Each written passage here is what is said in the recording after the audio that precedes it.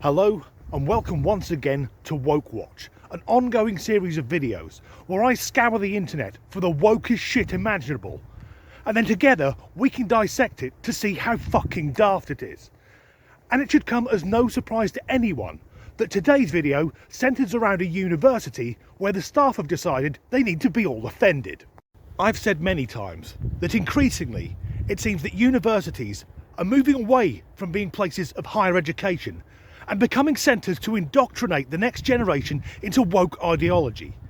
And the University of Salford, right here in England, has signed up to join the Order of the Snowflake by putting trigger warnings on the works of a problematic author, Charles Dickens. Now, before we even get into this, several studies have shown that trigger warnings are counterproductive. They increase anxiety rather than lessening it. And the reason for that is, well, say you've got someone who in the past was a victim of domestic violence.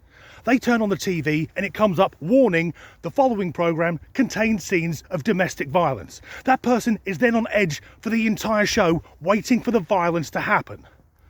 But that being said, what could be triggering about the works of an author who many people, myself included, would argue is one of the greatest writers of all time? Well, according to the woke staff at Salford University, it's because Dickens' work often features struggle, violence, and can be misogynistic and patriarchal, and also lacks diversity. Well, why would that be? So, if in 2022 Netflix decided to make a version of Oliver Twist, they'd probably call it Olivia Twist, and the main protagonist would be a black Muslim lesbian in a wheelchair. But of course, Dickens was writing in a very different time. Back then, women didn't even have the right to vote, so it's understandable that the novels now seem outdated and mildly sexist.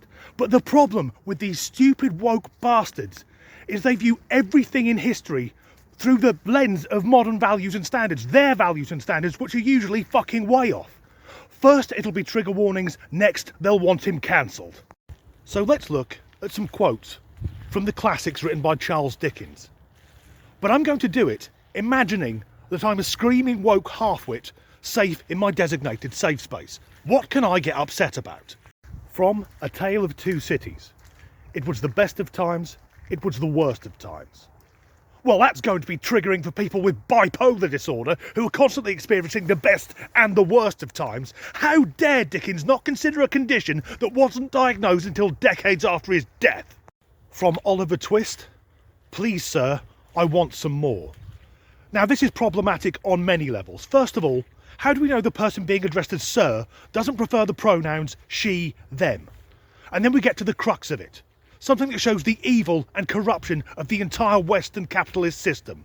A white heterosexual male asking for more whilst children in Africa starve. At the end of A Christmas Carol, Tiny Tim says, "God bless us, everyone." Well, I guess it's nice that he's saying us. We don't know if he's referring to everyone or whether his pronouns are they, them. But, God bless us? Well, firstly, that's offensive to atheists. And secondly, which God? Once again, this is showing the oppression inherent in Western Christian values.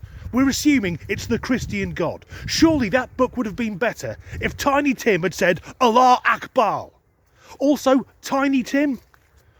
Is Dickens taking a swipe at people with dwarfism? Next, from Our Mutual Friend.